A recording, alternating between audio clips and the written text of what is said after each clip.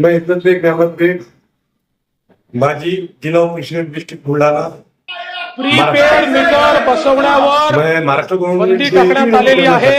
आपण prepaid meter बसवत नाही आहोत।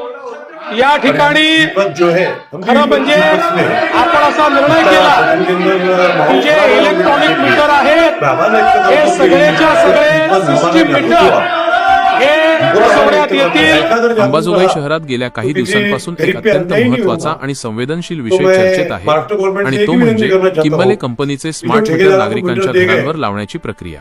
ही प्रक्रिया इतक्या गुपचूपपणे आणि लोकांच्या संमतीशिवाय राबवली गेली की आज शहरातील हजारो नागरिक संभ्रम, भीती आणि संतापाच्या वातावरणात जगत आहेत। अंबाजोगाई शहरात आतापर्यंत जवळपास 12,000 किंबले स्मार्ट मीटर लावण्यात आले आहेत। विशेष म्हणजे हे मीटर ना नागरिकांची परवानगी घेऊन ना कुठलाही स्पष्ट शासकीय आदेश दाखवून थेट घरांवर बसवले गेले आहेत। अनेक ठिकाणी नागरिकांना समजण्याच्या आधीच त्यांच्या घराबाहेर हे मीटर बसवले गेले। या पार्श्वभूमीवर शहराचे माजी नगराध्यक्ष राजकिशोर मोदी आणि त्यांच्या शिष्टमंडळाने महावितरणच्या कार्यालयावर धडक देत स्मार्ट मीटर बसवणे तात्काळ थांबवा अशा आशयाचे निवेदन अधिकाऱ्यांना दिले।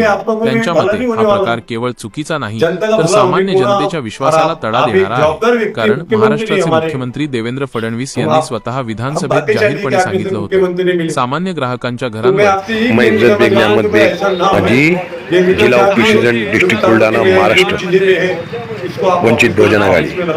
मेरी महाराष्ट्र गवर्नमेंट से एक ही रिक्वेस्ट है, विनंती है। तर त्यामध्ये प्रीपेड स्वरूपातील यंत्रणा आधीपासूनच उपलब्ध आहे। सध्या हे मीटर पोस्टपेड स्वरूपात चालू असले तरी भविष्यात कोणत्याही क्षणी त्यांना प्रीपेड मध्ये रूपांतरित करता येऊ शकते अशी भीती नागरिक व्यक्त करत आहेत। याचा थेट अर्थ असा, जर ग्राहकाने आधी पैसे भरले नाही तर त्याची वीज थेट कट होऊ शकते, कोणतीही पूर्वसूचना न देता। यामुळे ज्येष्ठ नागरिक, अल्पसधन लोक आणि ग्रामीण भागातील सामान्य माणूस अधिकच भयभीत झाला आहे। त्यात भर म्हणजे या मीटरचा सर्व तांत्रिक डेटा आणि नियंत्रण NCC LTD आणि किंबाले यांसारख्या खासगी कंपन्यांच्या ताब्यात असतो। म्हणजेच आपल्या वीज वापराची माहिती, रिचार्जची वेळ, टायमिंग, वापराची सवय हे सगळं खासगी कंपन्यांच्या हातात जाते।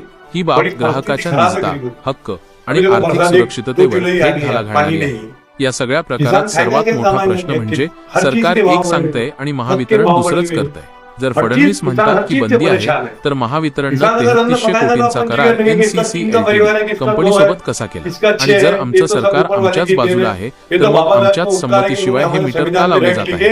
हे सगळे प्रश्न अंबाजोगाईपासून संभाजीनगरपर्यंत प्रत्येक घरात आता विचारले जात आहेत। शहरात चर्चा आहे ही फक्त सुरुवात आहे। उद्या या मीटरमुळे सामान्य नागरिकांच्या हातून वीज वापराचा नियंत्रणच निघून जाईल आणि खासगी कंपन्यांच्या हाती सत्ता जाईल।